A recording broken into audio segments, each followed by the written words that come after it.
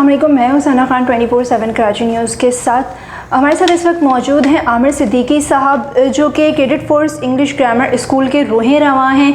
हम इनको अपने प्रोग्राम में वेलकम करेंगे और तालीम के हवाले से जो है हम इनसे आज गुफ्तगू करेंगे, क्योंकि इनका जो शोबा है वो तालीम से वाबस्ता है। स्कूल के ओनर हैं ये और अपना स्कूल जो है वो रन कर रहे हैं। अस्सलाम वालेकुम आमिर साहब। वालेकुम, कैसे ठीक ठाक हैं? अल्लाह का शुक्र।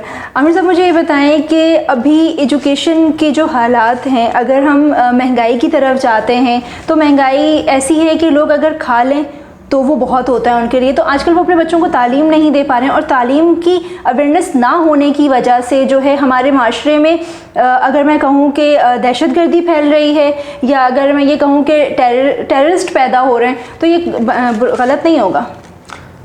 अस्सलाम वालेकुम नाज़रीन, ये इस वक्त हमारा सबसे अहम मसला है कि तालीम पाकिस्तान में बदकिस्मती से कि तालीम पर 75 साल के अंदर जो बुनियादी तवज्जो देनी थी वो तवज्जो नहीं दी गई। बिल्कुल।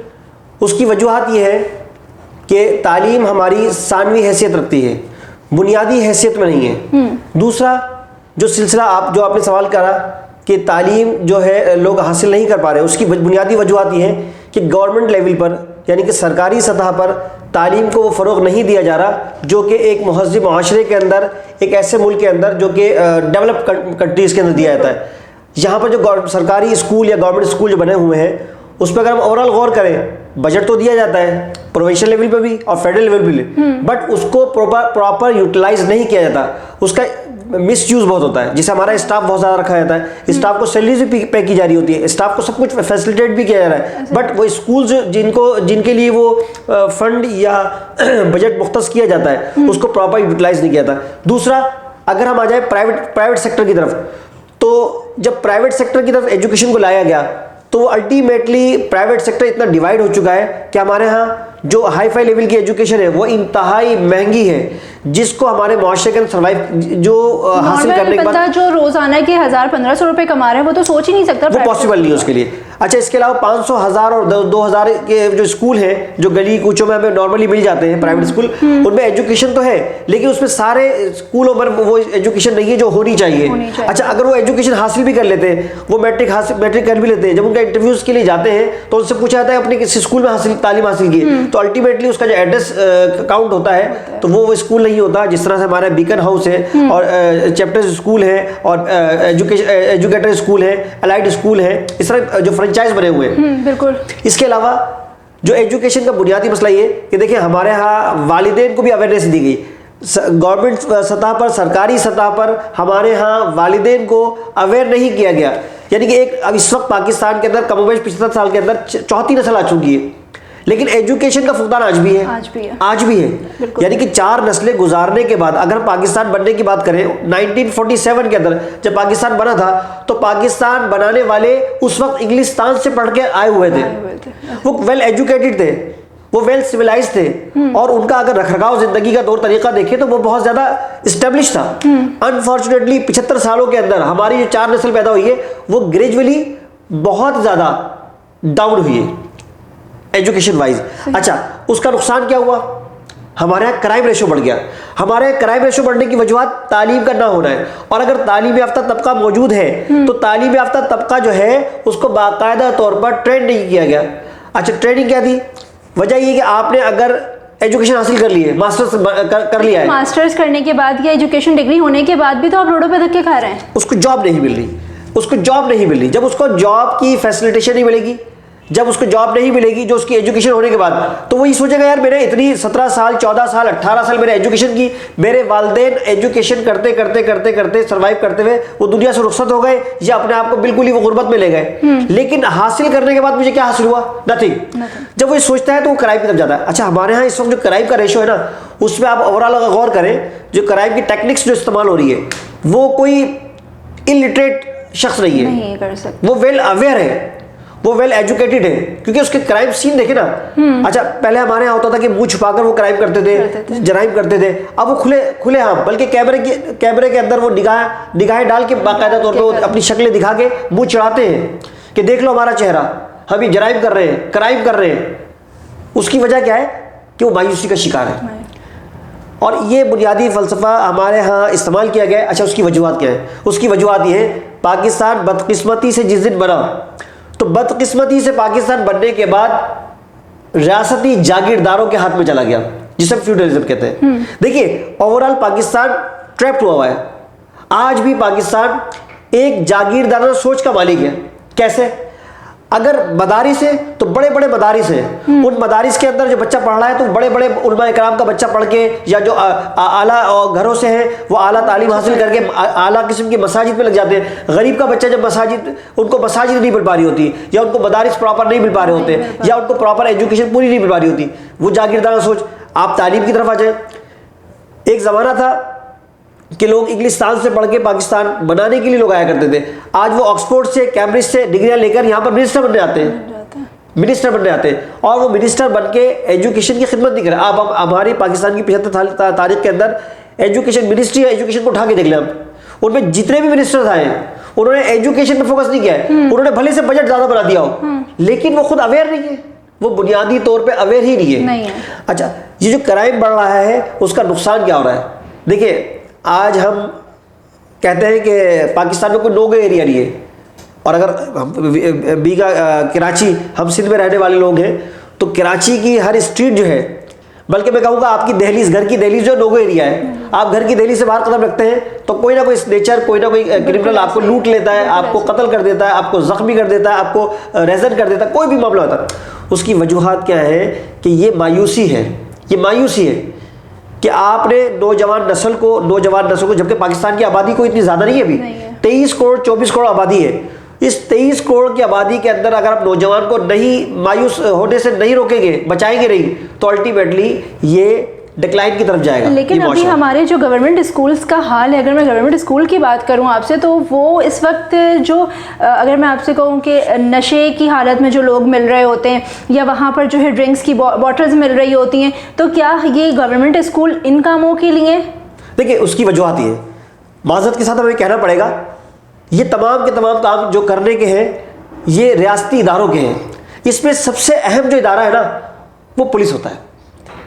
हमारी पुलिस जो है बदकिस्मती से जो उसकी जिम्मेदारी है ना, वो जिम्मेदारी नहीं निभा रही। वो निभाती तो है, रात को खड़ी हो जाती हैं, आप दे दें 150 उनको, वो पूरा। हाँ, ये इस काम के लिए तो वो हाजिर है, इस काम के लिए हाजिर है, इस काम के लिए हाजिर है कि किसी राह पर, किसी रोड पर, किसी जगह पर, किसी दरवाजे पर, किसी गली पर कोई कत्ल हो जाए, कोई लूट मार हो जाए, कोई क्राइम हो जाए, तो वो क्राइम को होने के बाद आकर वो अपने तमाम की तमाम कार्रवाई करने के लिए आ जाएंगे। लेकिन उस क्राइम होने से पहले अगर आपको मुतनब्बे कर दिया जाए, इत्तला दे दी जाए, इन्फॉर्मेशन दे दिया, वो उनके कान पे जू नहीं रही थी। अच्छा, अब जो आपने कहा गवर्नमेंट स्कूल, देखिए गवर्नमेंट स्कूल जो बना दिया आपने 2-2 हज़ार का, 4-4 हज़ार का, 5, उसमें एक माली छोड़ दिया। उस माली का बैकग्राउंड क्या है? किसी को कुछ नहीं पता। एक चौकीदार छोड़ दिया, उसका बैकग्राउंड क्या है? वो खुद नशा ही है। उसकी 4 दीवारी, 10-10 फीट की 4 दीवारी लगा दी, उसमें नशे। अच्छा, नशे बढ़ क्यों रहे? वजूहत क्या है? कंट्रोल नहीं है, कोई कंट्रोल नहीं है। अच्छा, शहर, देखिए एक बात याद रखिए, जैसे हमारा एक अपना घर होता है, उस घर के अंदर 10 अफराद हैं, 5 अफराद हैं, 12 अफराद हैं, 20 अफराद हैं, 2 अफराद हैं, तो अल्टीमेटली उस घर का कंट्रोल है। ऐसा तो नहीं है कि घर के अंदर जो है मोहल्ले के लोग गुजरते हुए जा रहे हैं, ऐसा तो नहीं। तो हर शहर की, हर सूबे की, हर इलाके की, हर डिस्ट्रिक्ट लेवल पर बाकायदा कंट्रोलिंग होनी चाहिए, वो नहीं है। शहर कराची की बदकिस्मती ये है कि शहर कराची इस तरह से बना हुआ है, आप सोहराब रोड पे जाके देख लीजिए तो आपको ऐसा लगता है शहर कराची में लोग आ रहे हैं, जाने को कोई तैयार नहीं है। जब यहाँ पर लोग आएंगे, दूसरे जगहों से लोग आ रहे हैं, तो उन्हें इस बात की परवाह नहीं है। अच्छा, हमारे यहाँ खुलेआम हीरोइन का इस्तेमाल, चर्स का इस्तेमाल, अफीम का इस्तेमाल, नशा आवर अद्वियात का इस्तेमाल और शराब नोशी का इस्तेमाल इतना आम है कि कोई पूछने वाला नहीं है। इवन ये कि मैंने शराब खानों पे पुलिस की सिक्योरिटी देखी है, जबकि वो किस जगह मौजूद होते हैं? वो उन आबादियों में मौजूद होते हैं मुस्लिम आबादियाँ हैं जहाँ से मेरा बच्चा गुजर रहा है। इसी तरीके से आप लियारी के इलाके देख लीजिए, औरंगी टाउन के इलाके देख लीजिए, आप सरजानी टाउन के इलाके देख लीजिए कि गवर्नमेंट स्कूल के अंदर, और गवर्नमेंट स्कूल नहीं बल्कि खुली ग्राउंड के अंदर बाकायदा हीरोइन पी जा रही है और लोग बाकायदा तौर पर लाइन लगाकर वहां पर हीरोइन चर्च खरीद रहे हैं। अच्छा, ये हमारे इदारों को नजर नहीं आ रहा। ये इसलिए नजर नहीं आ रहा कि ये क्राइम में खुद मुलव्विस है, इस क्राइम में, जिसकी वजह से हमारी नौजवान नस्ल, देखिए किसी भी रियासत की, किसी भी कौम की, बूढ़े मजबूत हो या ना हो, बच्चे मजबूत हो या ना हो, खवातीन मजबूत हो ना हो, सबसे पहले उसकी नौजवान मजबूत होनी चाहिए। नौजवान नस्ल अगर मजबूत रही होगी, नौजवान नस्ल अगर मायूसी की तरफ जाएगी। अभी आप देखिए पिछले दिनों कराची के अंदर, पूरे पाकिस्तान के अंदर खुदकशी का रेशो कितना बढ़ गया। जाहिर सी बात है, स्कूल की सतह पर स्कूल, अब लोगों के पास खाने को नहीं है, वो अपने बच्चों को क्या पढ़ाएंगे, किस तरह की तालीम देंगे। अगर गवर्नमेंट स्कूल की बात करो तो वहाँ टीचर्स का नामो निशान मौजूद नहीं है। अगर टीचर्स आ भी रहे हैं तो वो सोने के लिए आ रहे हैं, उनके घरों में नींदें पूरी नहीं हो रही हैं। सही, बिल्कुल सही बात बोली आपने। देखिए इसमें यही तो चीज़ बता रहा हूँ मैं कि हमारे यहाँ गोश्त स्कूल बने हुए हैं, गोश्त स्टाफ बना हुआ है, और हमारे यहाँ इसी तरीके के फेक किस्म के सारे काम हो रहे हैं। अल्टीमेटली जब ये काम होगा, अब बजट तो मौजूद है, जिस तरह इसकी मिसाल देख लीजिए कचरा कुंडी। हमारे शहर कराची के अंदर सबसे बड़ा मसला ये है कि कोई मसला नहीं है कराची का, सिर्फ कचरा नहीं उठ रहा, जबकि माइनर काम है ये, दुनिया का माइनर काम। आप अगर याद करें अपनी दादी परदादी कोई अगर हयात है, दादा परदादा कोई हयात है, तो पूछिए 1947 में जब पाकिस्तान बना था तो जो लोग कोयटा आए थे, जो लोग सिंध में आए थे, जो लोग कराची में आए थे, जो लोग पेशावर के इलाकों में आए थे, तो वहाँ पर बाकायदा तौर पर सुबह मशकीज़ें लेके रोडों की धुलाई की जाती थी, झाड़ुएँ दी जाती थी, और वो ओपन ड्रेन हुआ करती थी। आज 75 साल गुजरने के बाद हमारा नौजवान बच्चा पानी की लाइन के चक्कर में फंसा हुआ है, परेशान है कि पानी नहीं आ रहा, सेवरेज लाइन खराब हुई है, गली में पानी भरा हुआ है, इन्हीं मसाइल में घिरे हुए। जब हम इन मसलों से नहीं निकलेंगे तो हमारी नौजवान नस्ल वो बेरहवी का शिकार हो जाएगी। उनको स्ट्रीट लाइट नहीं मिलेगी। जब स्ट्रीट लाइट नहीं मिल रही, उनको कोई पाथ नहीं दिया जा रहा, उनको वे नहीं समझाया जा रहा, तो अल्टीमेटली क्या होगा। अच्छा, इसी तरीके से हमारे जो टीचर हजरात हैं वो जस्ट पासिंग द टाइम, हमारे स्कूल है जस्ट पासिंग। अभी पेपर चल रहे हैं, 9-10 के पेपर चल रहे हैं, 9-10 के पेपर्स चल रहे हैं। बिल्कुल सही कहा आपने। अभी मैं कल परसों की बात है, जब मैं गुजर रही थी तो बाकायदा फोटोशॉप पे एक रश लगा हुआ था फोटो स्टेट के शॉप पर, और बाकायदा कॉपीज़ करवा के बच्चे वहाँ से निकल रहे थे। तो क्या उस वक्त टीचर्स क्या कर रही होती हैं एग्जामिनेशन रूम में, या अगर एग्जामिनर की बात करें तो एग्जामिनर आता है, एक्सटर्नल आता है, राउंड करता है, तो उस वक्त क्या वो आंखों पर काला चश्मा लगा के चल रहे होते हैं? आपके अपने स्कूल में भी बिल्कुल 9 मैट्रिक एग्जाम्स अगर हो रहे होंगे, आप सेंटर होगा आपके स्कूल में, तो किस तरह से मैनेज करते हैं? देखिए इस वक्त आज 9th का इंग्लिश का पेपर था, खुले आम। अभी पिछले दिनों एक वायरल हुई वीडियो जिसमें बाकायदा बच्ची वो टीचर की और स्टाफ की और बच्चों की जो पेपर दे रही है वो मुखातिब करके वीडियो बना रही है, टिकटॉकर बनी बैठी हुई हो। यानी कि खौफ नहीं है, एहसास नहीं है, हम क्या कर रहे हैं। इसी तरीके नकल देखिए, नकल का रुझान इतना बढ़ चुका है कि हमारा जो बच्चा जीनियस बच्चा है, जिसने पूरे साल पढ़ा है, वो मायूसी का शिकार है। देखिए हमारी नौजवान नस्ल हर जगह मायूस हो रही है।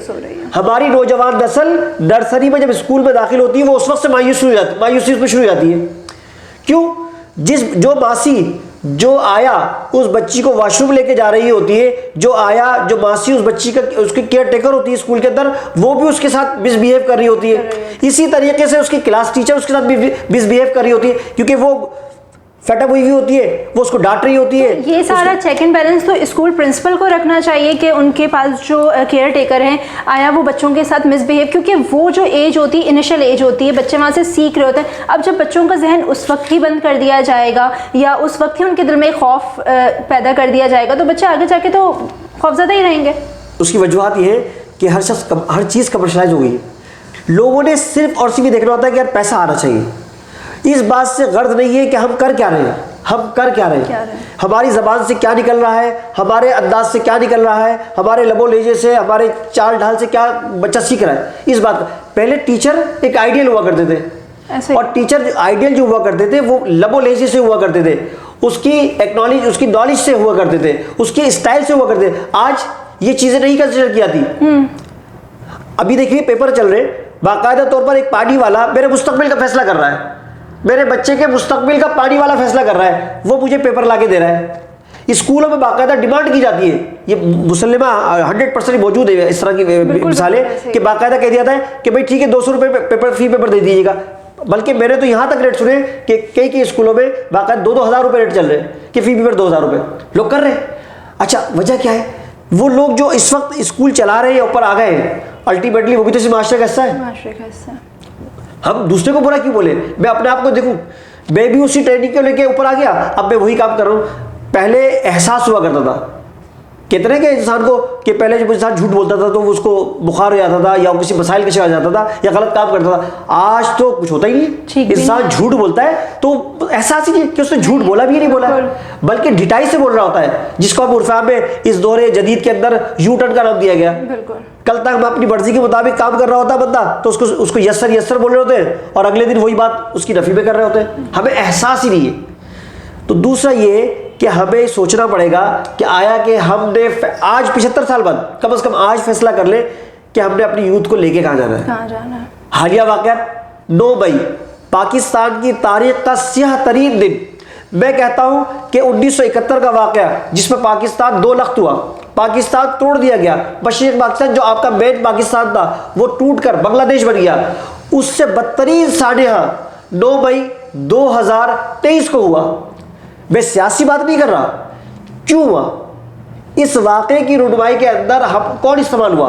वो यूथ इस्तेमाल हुई जिसकी उम्र 10 साल, 12 साल, 14 साल, 16 साल, 18 साल, 22 साल, 24 साल और 25-26 साल की उम्र की वो यूथ इस्तेमाल की, सियासी मकासद के लिए इस्तेमाल की और पाकिस्तान के हसास तरीन इदारों पर, यहाँ तक कि पाकिस्तान की वो यादगार चीज़ें जिसमें एरोप्लेन तक मौजूद है, यानी कि आग लगाने वालों को, तोड़ फोड़ करने वाले को और बेहुरमती करने वाले को यह एहसास नहीं हुआ कि हम अपने मुल्क, अपने महबूब मुल्क और अपने मुकद्दस तरीन को आप एजुकेटेड कह सकते हैं कि ये एजुकेटेड यूथ थी हमारी जिन्होंने ये सारी चीजें की हैं।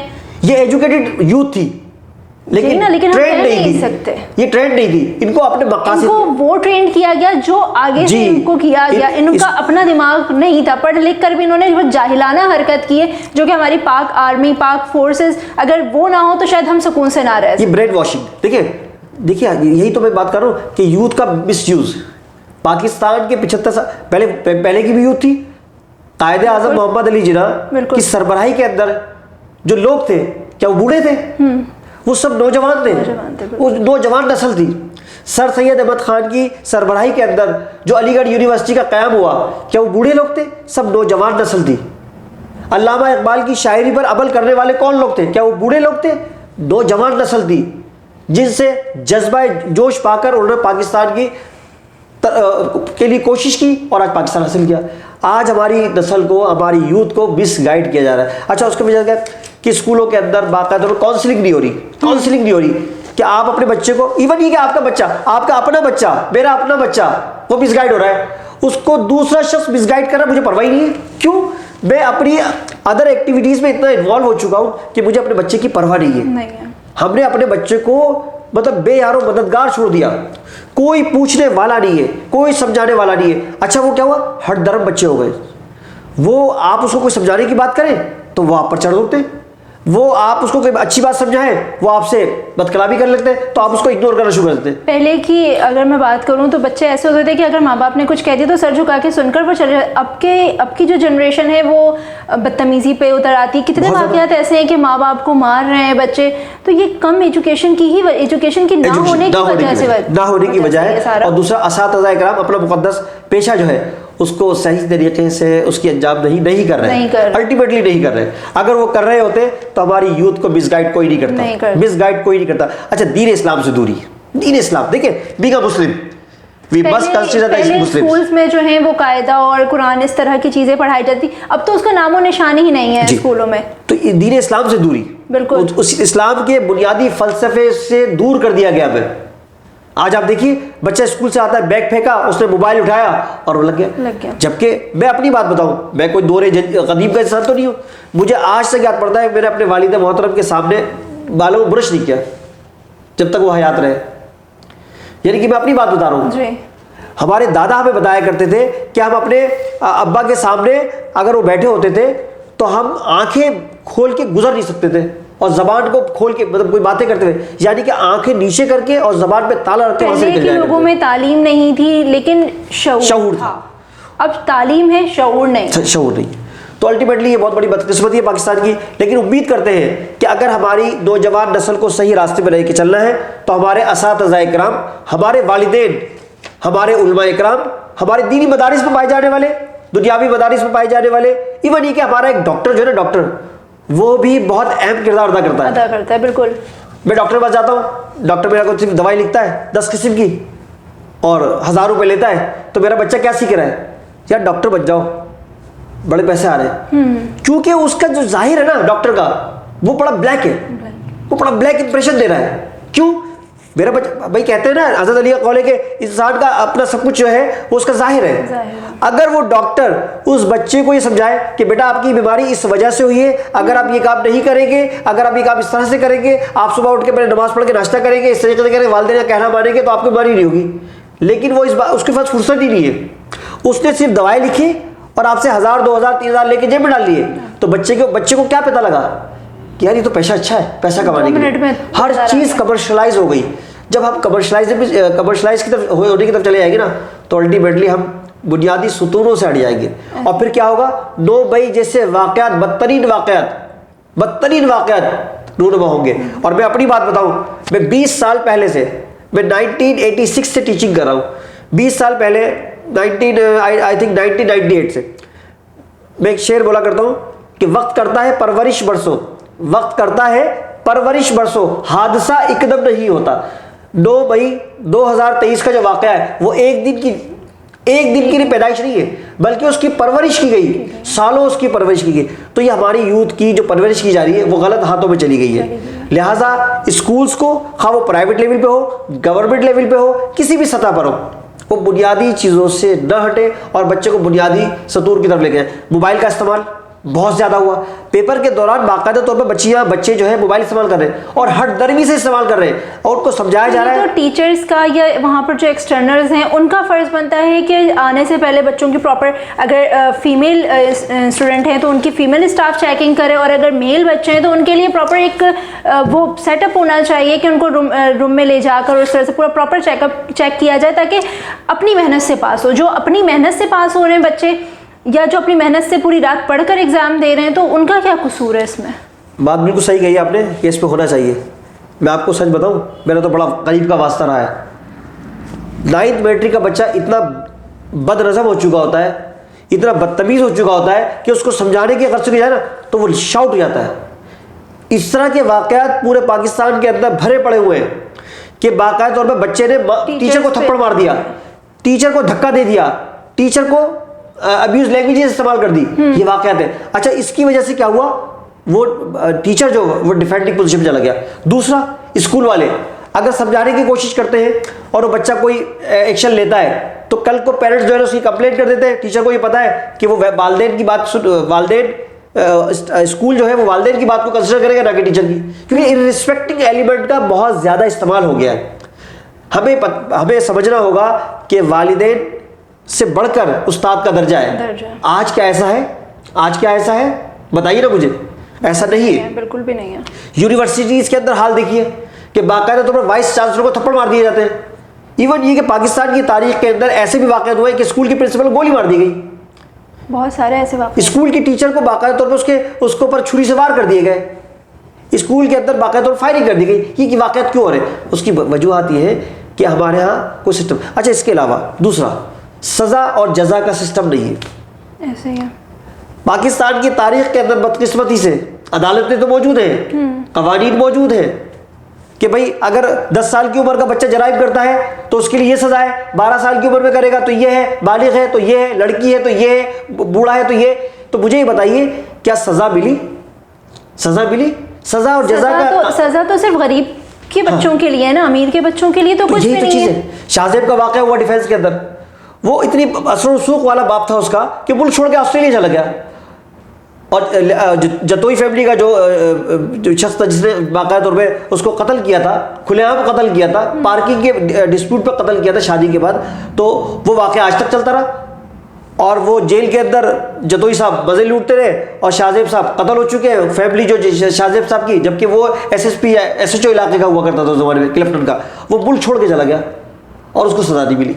जब ये मामलात हो गए तो आपका एजुकेशन, तो ये कह सकते हैं ना कि आवा का आवा ही बिगड़ा हुआ है, ओवरऑल बिगड़ा हुआ है। और नौजवान नस्ल जो है आउट ऑफ कंट्रोल है, इतनी आउट ऑफ कंट्रोल है कि 9 मई जैसा जहाँ पर हम अपनी तालीम के लिए जाते हैं, जो हमारी दर्सगाह है, वहाँ पर जब नशे की चीज़ें हमें मैसर होंगी तो वो।